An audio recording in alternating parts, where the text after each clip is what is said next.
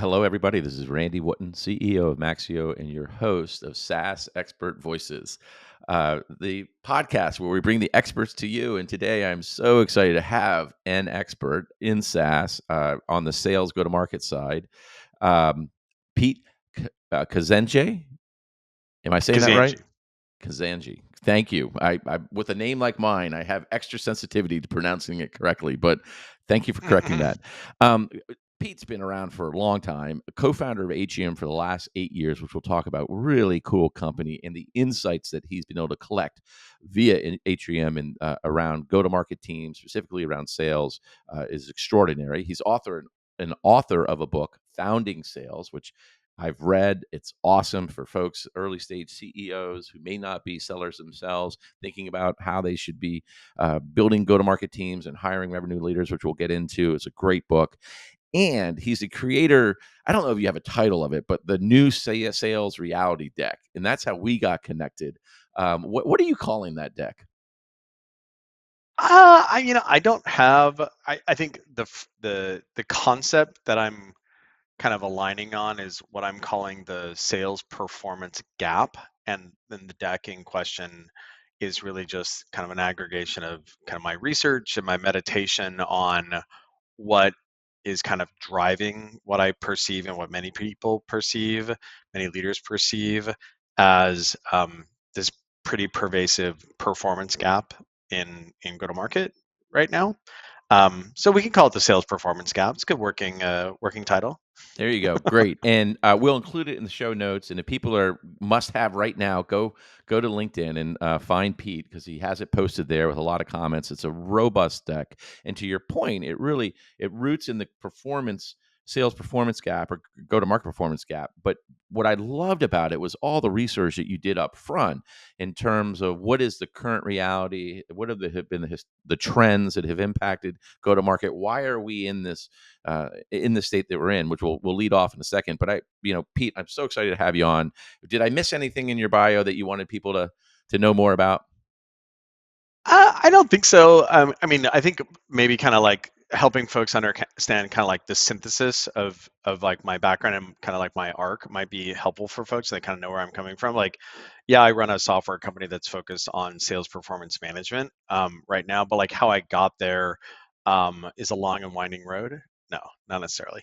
I have a background in product management and product marketing. I started my career at a company called VMware a long time ago in a galaxy far, far away. And I went from being, a business generalist, kind of like product manager, product marketer type person, to when I started my first software company, TalentBin was a recruiting software company.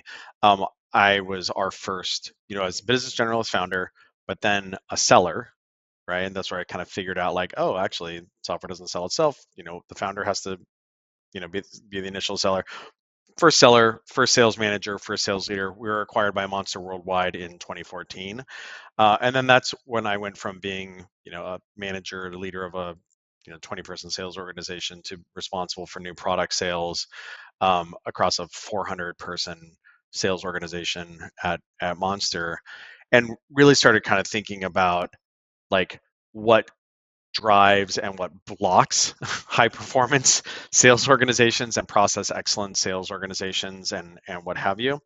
Wrote a book, as you noted, on modern sales and go to market called Founding Sales, and then also started the nation's largest sales operations and sales leadership community called Modern Sales Pros. So all that kind of like led to the founding of Atrium that exists to kind of help organizations better measure, manage, and improve sales performance.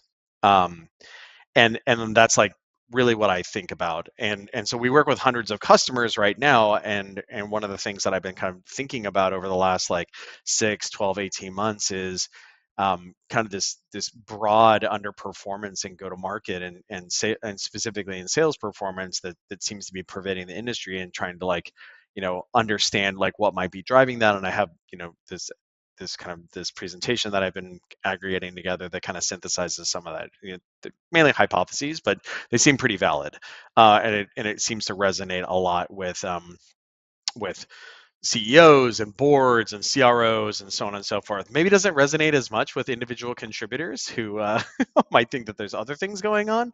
But for folks who have kind of been around the block, it really kind of synthesizes things in a way that they say like, yeah, those are the disparate themes that I've been seeing, and this kind of like pulls us together. So I'm excited to talk about it with you. Well, let's dig in then. So, when we talk about the current go to market perception versus reality, I think there's this starting point in terms of how do people process reality via assumptions.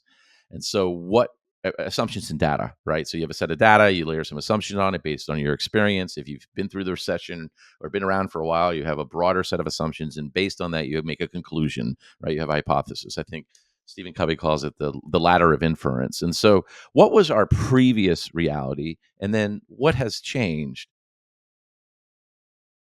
I think, well, there was like, what was the like immediate previous reality, and then the funny thing is like then there's like the reality before that, right? So like maybe we could just put time like times around it. So like, there was a kind of a state of go to market, and also kind of like, new product, new technology go to market, that like maybe say through like 2000 through like 2010 or so, Yeah. 2010, 2012, 2014-ish.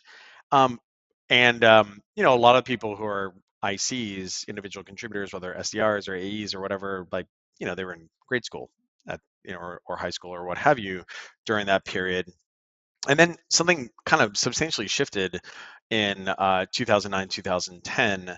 There was the great financial crisis driven by the housing financial crisis. And of course, then the Federal Reserve's reaction to that was a substantial, reduction in the interest rate, the Fed fund rate to zero.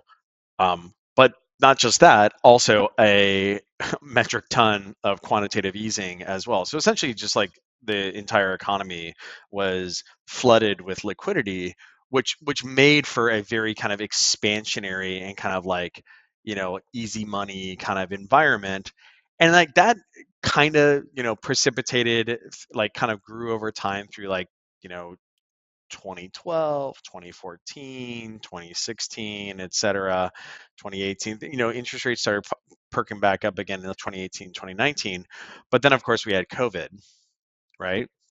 Um, and of course, as soon as COVID happened, the interest rates dropped to zero. The Fed dropped interest rates to zero again, plus a ton of stimulus that came into the market, right? And so, what happened there was like again, more kind of like really easy money being deployed. And of course, especially in 2020, 2021, and the first half of 2022, what that meant was tons and tons and tons of investment by the venture community into new technology. And so what that meant was like all sorts of um, you know positive, or at least momentarily positive, impacts when it came to go to market, right? So like very, very receptive buyers who have pretty flush budgets, And are right? told to um, grow, grow, grow, right? So it's like and are they're gonna, told to grow, grow, grow. yeah. Yeah. Mhm. Yeah, so like receptive buyers, what's that going to do? Well, that's going to positively impact win rates. Receptive buyers, what is that going to do? That's going to positively impact willingness to take first meetings and pipeline generation, right? Very receptive buyers. That's going to make it such that you have, SDRs who can kind of like fish with dynamite, if you will, right? And then of course, like the positive win rates are going to create really kind of like a tailwind for account executive quota attainment and net revenue retention, so on and so forth. And then of course on the marketing side and the pipe gen side as well, like you have like there, that was the buy side, but then also on the sell side, you got marketers who have like big budgets, right? And then they can spend a lot of money on LinkedIn ads or Google ads or what have you. A lot of hiring. Oh, one SDR to three account executives. How about one SDR to each account executive, right? And so what this did was like you had this cascading this cascading effects that were fairly far reaching, right? So like that's just that, but then there's second order effects as well. You've got a bunch of like all this money is coming into the system. Now you've got organizations that are hiring like crazy. Okay, cool. Well, if you have a ton of organizations that are hiring like crazy, that's probably going to modify how you manage your sales team, right? So if you have SDRs who are being told by, SDRs who are 6 months into their role or 12 months into their role, and then you have other organizations who are desperate to hire account executives telling them, hey, you're ready to go. We're hiring SMB AEs right now. Well, then you might prematurely promote those folks as well. The same is true with like, the whole ladder, right? You also might be very hesitant to performance manage in any meaningful way, right? Like, hey, like you got to be on top of your pipeline hygiene. Your pipeline's a mess. Hey, screw you, Randy. I'm out of here. I'm gonna go be I'm gonna go be an account exec. I'm gonna go take this call with a recruiter over here from the latest company that raised $100 million from Tiger Global. And so essentially what you have is just this like cascade of money across the entire industry from like the 2012, 2014. I mean, it really started ramping up in like 2012, and then kind of went crazy in 2021 and 2022. But now that's really meaningfully shifted, right? The Fed funds rate is at like 5% now, right? Right. Um, like venture investment has like fallen off a cliff. Yeah, I just saw another And so, article. Oops, sorry, just another article on that from I think it was Carta that put that together, and you just see the number of investments that VCs are done is way down, and still down quarter over quarter. The dollars invested are higher, which means the VCs are still investing, but they're looking for great deals. And if you yeah, disaggregate that and look at where they're investing, it's the preponderance of the is going to AI. So if you try to spread it around more yeah, broadly, so I do think what we've talked about is this idea of the growth at all costs era versus the efficient growth era. And I think the point that you in your deck and are making more broadly in this opening narrative is like this is a cycle, and so we're in a new cycle, and in the new totally, yeah. cycle.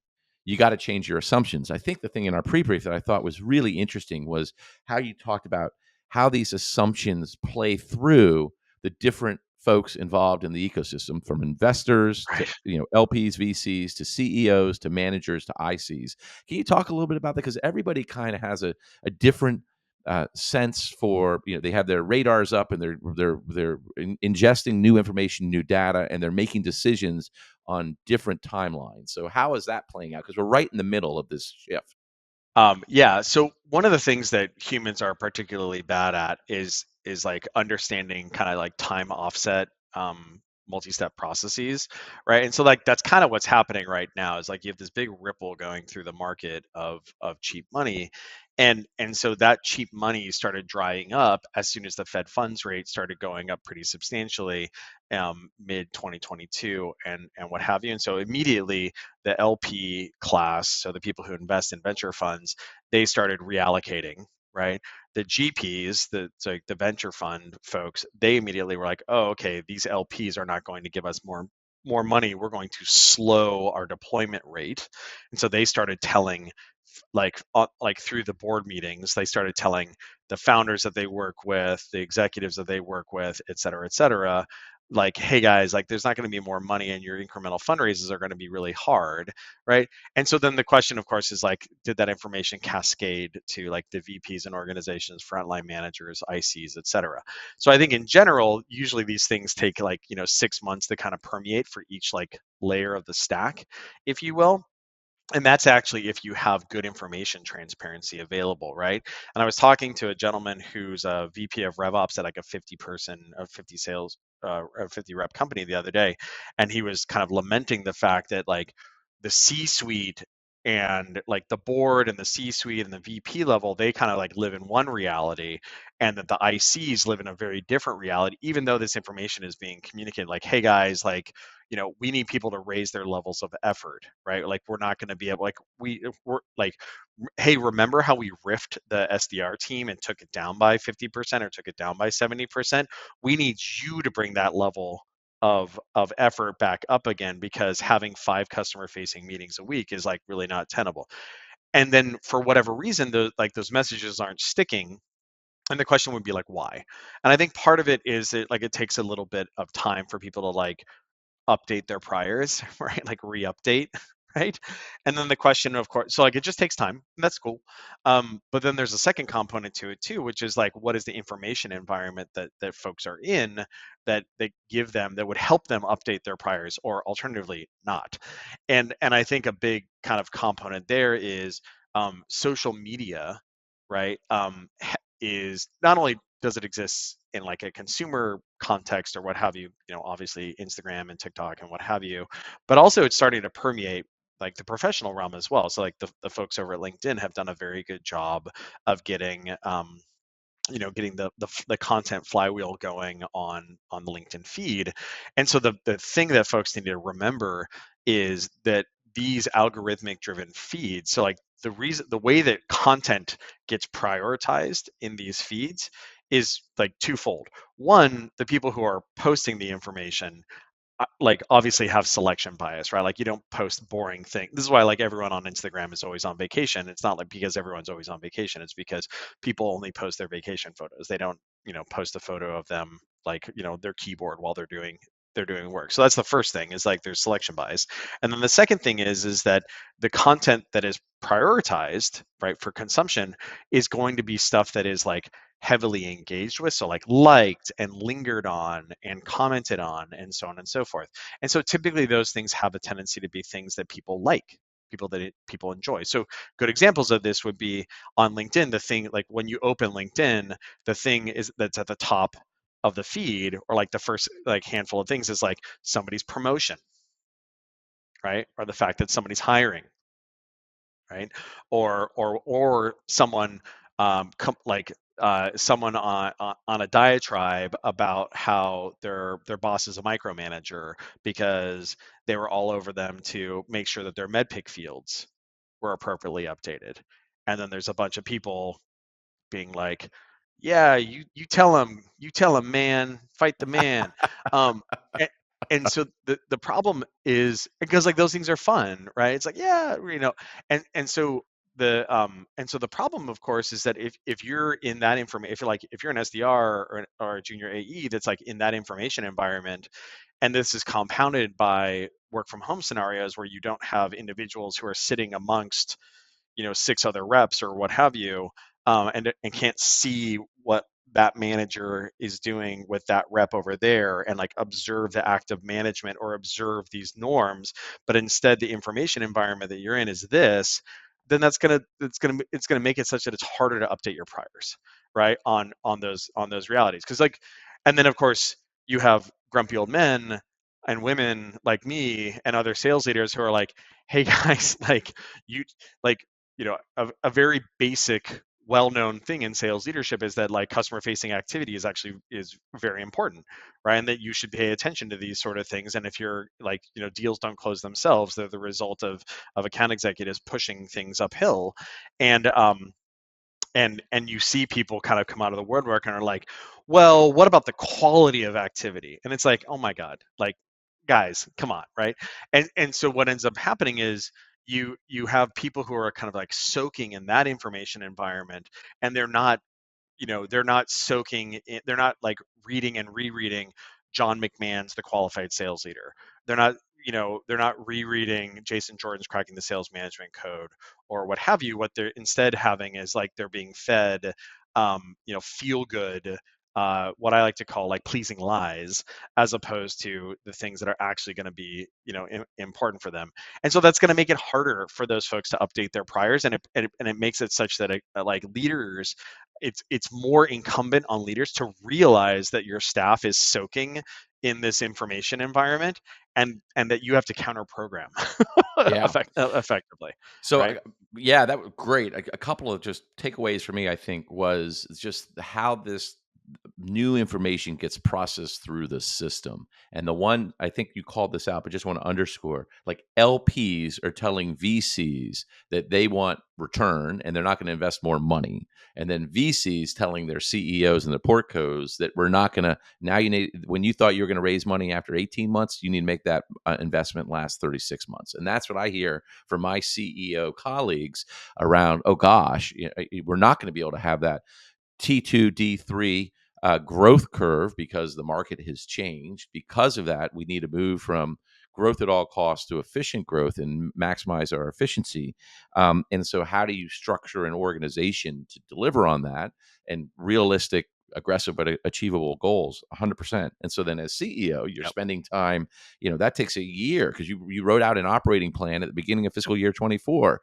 And I was talking to someone, I think it was Ray Reich, who has this great survey he does around every year. He asks people, it's a benchmark survey, what are their growth aspirations for the year? And everybody was like at 30% at the beginning of fiscal year 24. And now people are not hitting their target. But if you set up this organization with that level of expectation in terms of investment and, well, top line growth and investment associated with it, now you're changing, because if you're not hitting the top line, you got to control the costs. And so I think, to your point, we'll get into this. How do you Yep. translate this new reality? Is how transparent are you able to be with your organization and say, these are the assumptions, or as you described, priors, that were informing our plan. Though as we've moved forward, we're finding out those assumptions aren't correct. So Right. we have to restate the assumptions, and those have implications. And those implications are these set of things.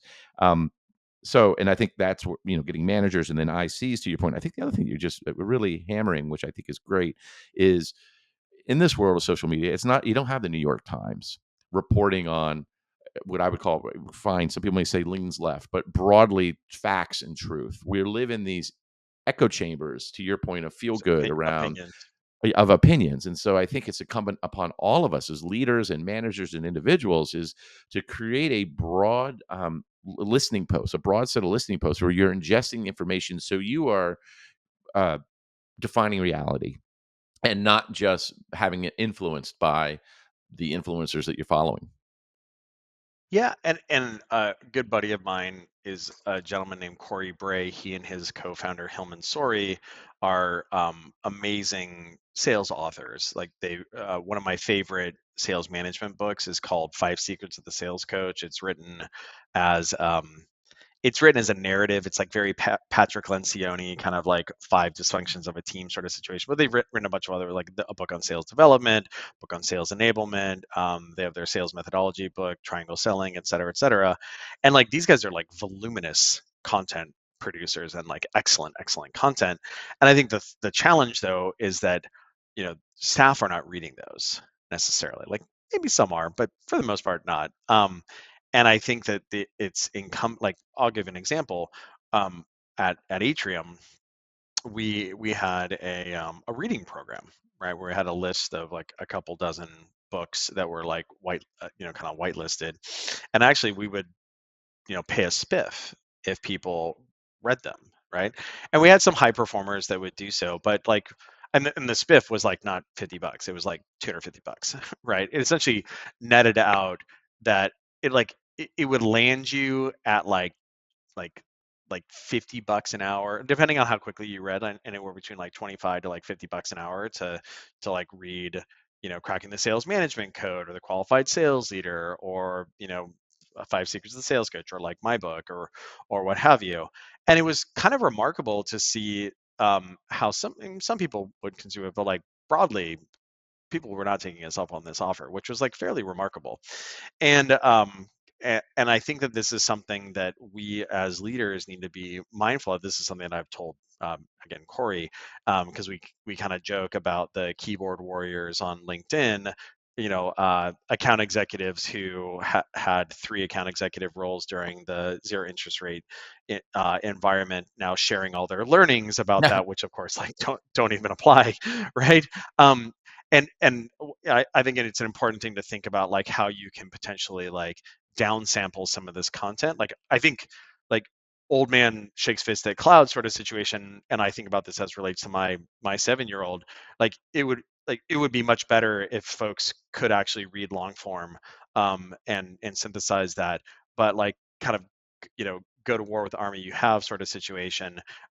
Meeting people where they are in order to like to micro chunk these things, or what have you, I think is important. But whatever it is, you have to set expectations and say like, hey, there's a bunch of people on LinkedIn who are like, who would love to sell you magic beans about the fact that like you actually don't have to do, like you can use magic AI to do your job as opposed to doing your cold calling. right? Or people are telling you, hey, actually, like, it's okay if you don't have 10 customer facing meetings a week. Whereas the reality is like, actually, like, you should have a pit in your stomach if you don't have 10 customer facing meetings a week. You should be scared, right? Like, that's weird. Like, that should feel bad, right? And like, popular, like, making sure as a leader that you popularize these things and do it on a consistent basis is really important, which I think is very different than in the last 5 years. Like, previously, providing feedback or kind of like correcting folks or guiding folks in the right direction would be like, oh man, like, viewed as potentially problematic. I'm going to leave this organization, et cetera, et cetera. There's 2/3 fewer job postings right now than Yeah. there were 18 months ago, Yeah. right? Which is the result of that liquidity leaving the market. So managers and leaders need to, again, update their priors as relates to their managerial approach, because, like, one, there was a gentleman who's he was the VP of revenue operations at one of our customers. He recently departed, and he, like, in 2023, the organization did a bunch of riffs, right, to control their costs. And then the big thing is that they did those riffs at the beginning of 2023, but they didn't update their performance culture. So what Yeah. you had a compressed organization with the same level of effort as the larger one, right? And so in 2024, his phrase for this was like, we were going to go from inspiring achievement was the kind of their prior, like, they watchword. And he's like, no, in 2024 we're going to demand excellence, right? We're going to demand, like, Mm. we're going to take our performance management tempo from quarterly, where, like, we look at performance on a quarterly basis. No, we're going to bring it forward, and we're going to be looking at these things on a monthly basis, right? We're going to be looking at leading indicators, which the staff are kind of like, wait a minute, I thought this was 2021, right? Yeah. Like, the fish jump into the boat, and, like, you're my professional best friend, not my manager, or like a manager is a professional best friend, etc. And so that's going to take an adjustment, but you have to do it, right? Or else your company's going to be dead. I think you're right, and I do think this idea that you're talking about, that at the core, for people who have been in sales a long time, it's a process. It's like a training program, and you get up every day and you do the activity. And unlike many functions, there's a direct correlation between the work you put in, revenue generating activities, and the output you get. And I think broadly, the best AEs you find are the ones. Guess what? They don't work just from 8 to 5. They're working on Sunday night to get ready for their Monday morning call, outbound calling. And so Yeah. to that point, just like this idea of, well, what is the new playbook? We've been talking about it. You've got to set expectations. I think there's a piece. The other part is, but you're also providing support in investment and training and sales methodology. For example, at Maxio, we started with Sandler as a program, which I liked. I've used it at other companies with Web Touch, Inside Sales Motion. We did it for a year here. We invested in Winning by Design, and all in on that at our go-to-market kickoff. And so the idea was help people develop sharp. I call it sharpening their spears. Help them develop the skills so that they then can. They know what's expected of them. Be super clear about the expectations, the metrics that are going to be measured, the forms of accountability, and then support them with the investment in the training, and then make your sales managers better at coaching. So help us Yeah. understand from your perspective, what is the new playbook to be successful, and maybe we can break it down by the different rounds. So a seed company, a Series A or Series B, if that makes sense. But structurally, what's the big difference? I think the big kind of delta from, like, 2 or 3 years ago really is just, like, sales management. Proactive sales management is important.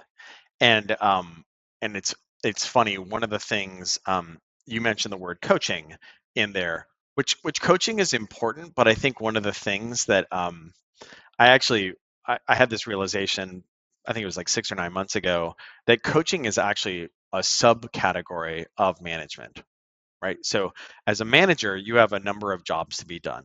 One of which is, as an example, the easiest one, hopefully, is encouragement, right? Kind of being a cheerleader. Hey, good job on X, Y, Z, motivating people, et cetera, right?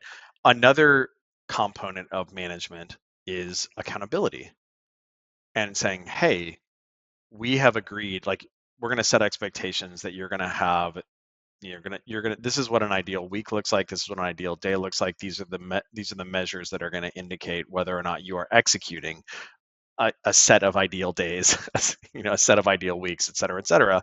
And then, by the way, if you're not, I'm not going to ignore that. I'm going to say, hey, this is not in alignment with this thing right here, right?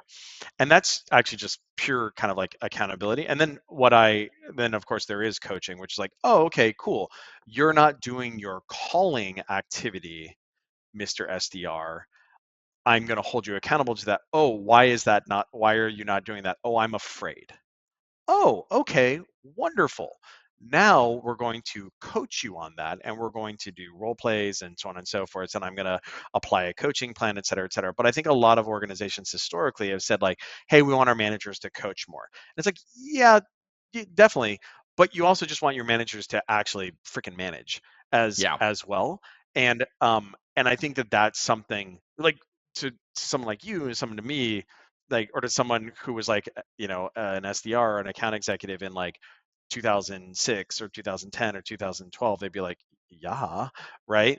But for someone who kind of came online in 2020 or 2021 or 2022 or 2019 or whatever, they might say, wait a minute, I thought that my manager was the person who is my number one cheerleader.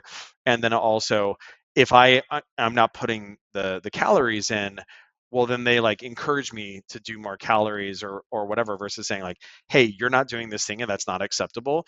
We're gonna go ahead and fix this. And if you don't fix this, you're not going to be here. Yeah, I think it's And that distinction like between. that sentence scares like the hell out of like you could just imagine junior managers just puckering at the concept Yeah. of like that sentence.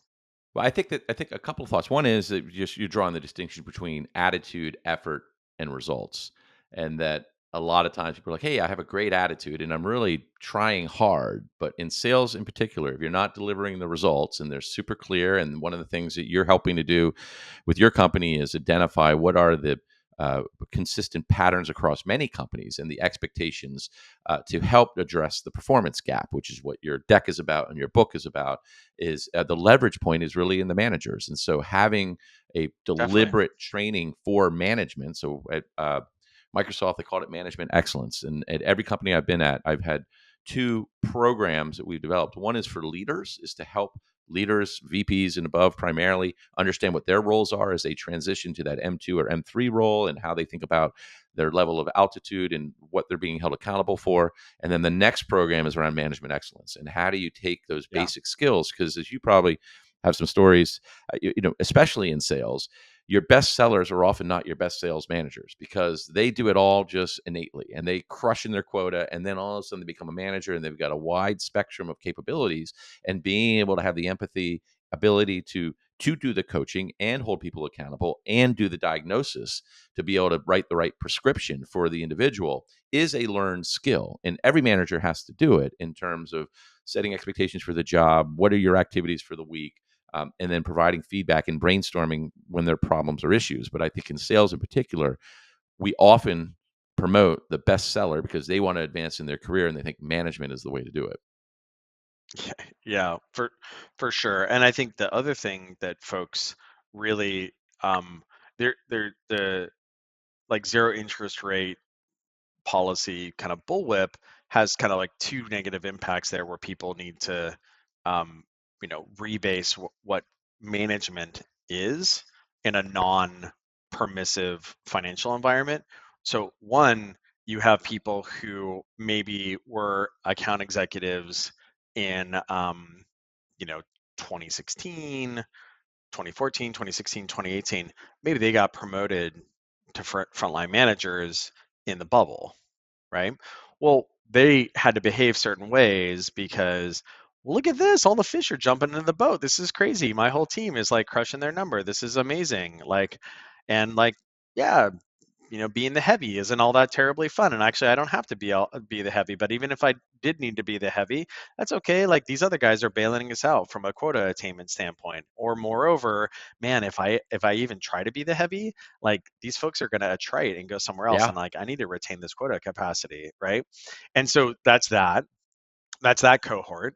And then you have the IC cohort where maybe someone was an SDR in 2016 or 2018 and they became an account executive in in 2020 or 2021 or 2022.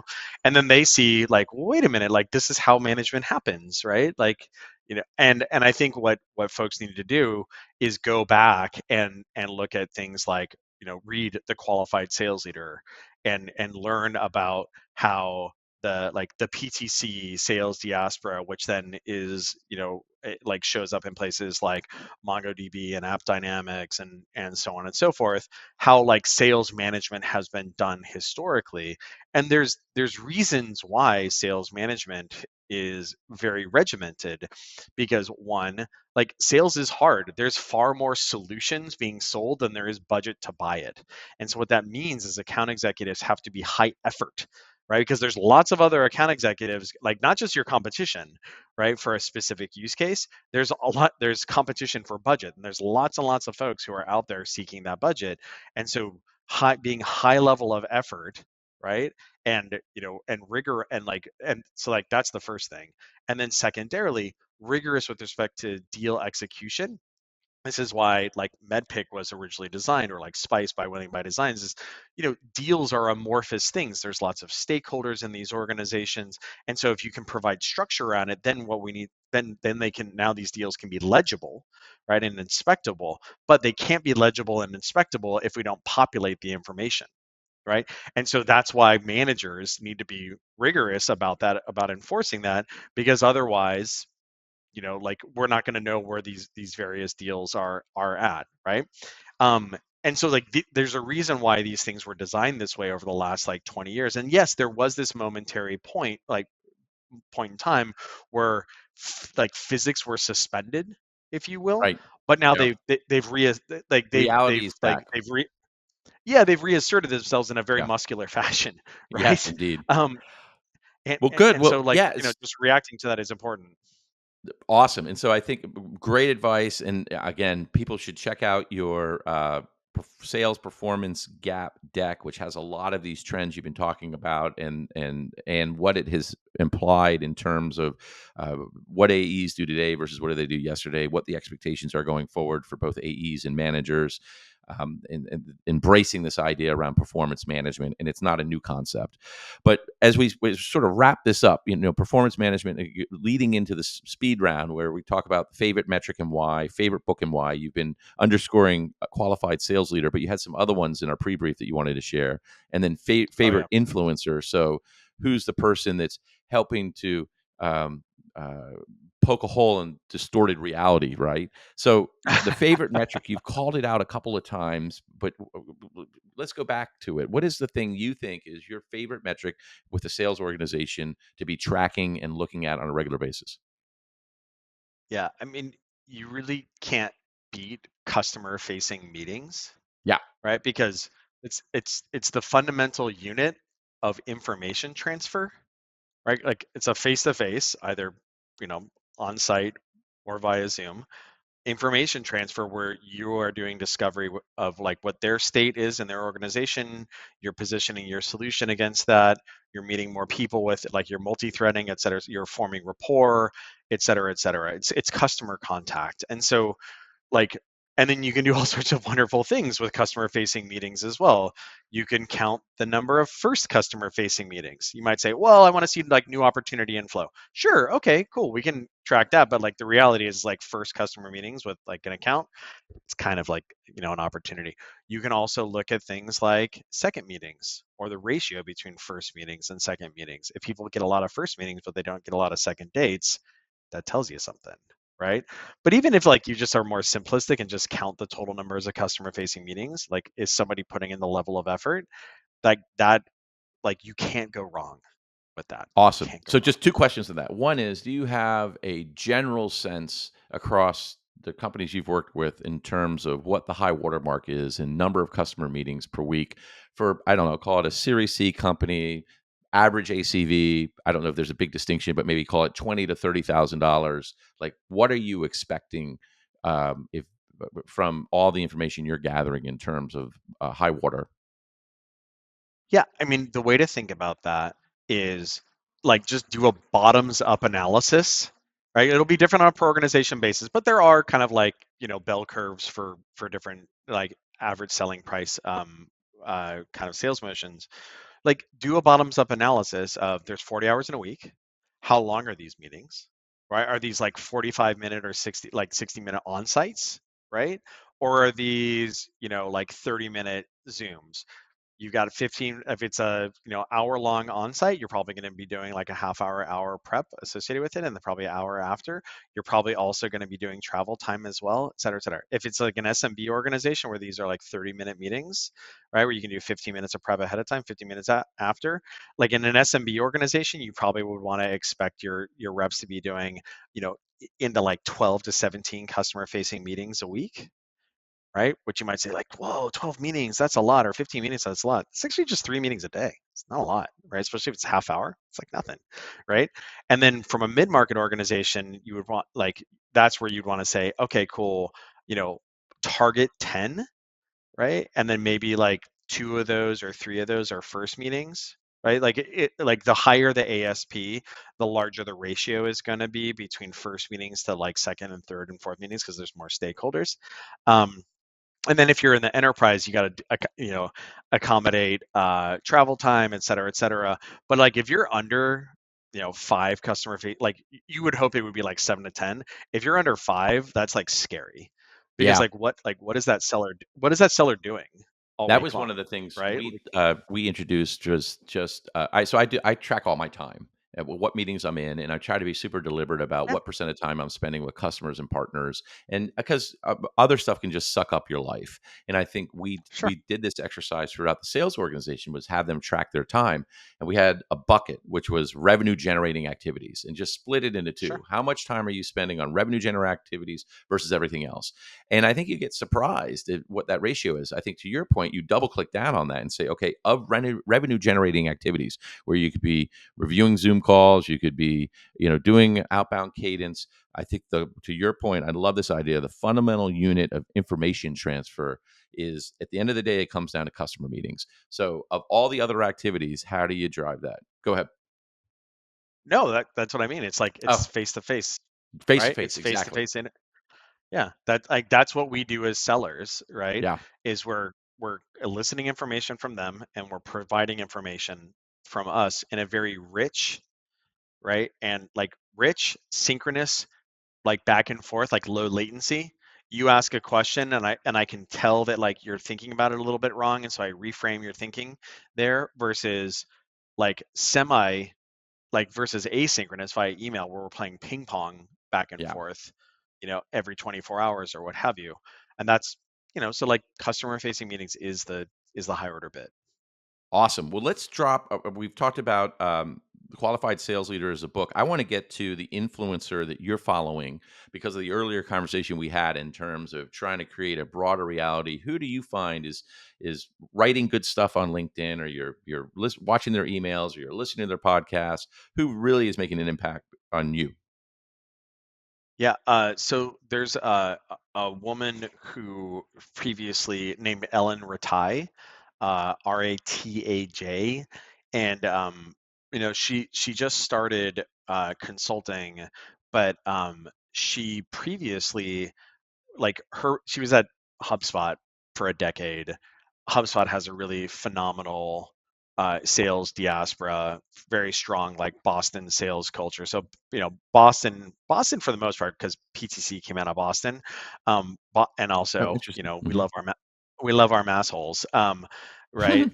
Very very direct, high accountability, not going to beat around the bush, et cetera, et cetera. Um, great sales organizations come out of Boston for these various reasons. And HubSpot is one of those, right? So John McMahon from PTC was an advisor to Mark Roberge for the longest time at HubSpot. So Ellen was actually the person who founded and then scaled the sales management program Oh, interesting. academy at Hmm. HubSpot, right? Okay. Yeah. And so she talks a lot about what makes for effective sales management and how you can, because again, if you're only as strong as your frontline managers, then the response to that would be like, well, we better breed and train very good frontline managers, right? And so she was responsible for that. And so she's a great LinkedIn follow there, because she's like, it's like real talk too, right? She's very candid, and like, it, like a lot of the messages are not kind of like hand wavy feel good, right? Because it is very like it is very like PTC HubSpotty, very brass tacks. Awesome. I just followed her. So I look forward to reading her stuff. And to your point around Boston sales, the sales leader at Seismic, a guy named Ed Calnan, was Boston. And I think you're absolutely spot on. There's something special about the water they're drinking in Boston that makes them, frothing revenue dogs, as we describe. Well, I buy it. great. Pete, it's awesome to have you. Thank you for sharing your perspective. Again, I recommend everyone reading your book, following you on LinkedIn. You're saying helping to frame the broader truth. Other than that, on LinkedIn, how else would you like people to connect with you if they wanted to find out more about Atrium or find out more about some of your thoughts on broadly trends in sales management?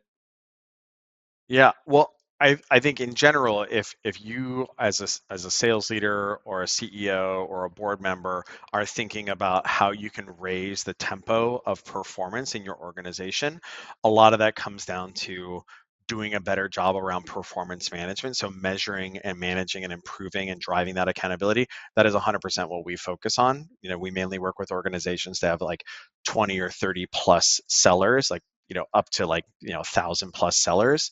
But the good news is accountability is the new black, right? And Mm. performance management is no longer a kind of like a scary phrase. It's more like a required thing. So if that's the case, you can check us out at Atrium. Just Google Atrium Sales, or go to atriumhq.com. And then yes, I'm on LinkedIn. I'm very identifiable. I'm the only Peter Kazanjy on there. Well, thanks very much for your time, Pete, and appreciate all the wisdom you shared and look forward to continuing the conversation. Cool. Thank you very much, Randy.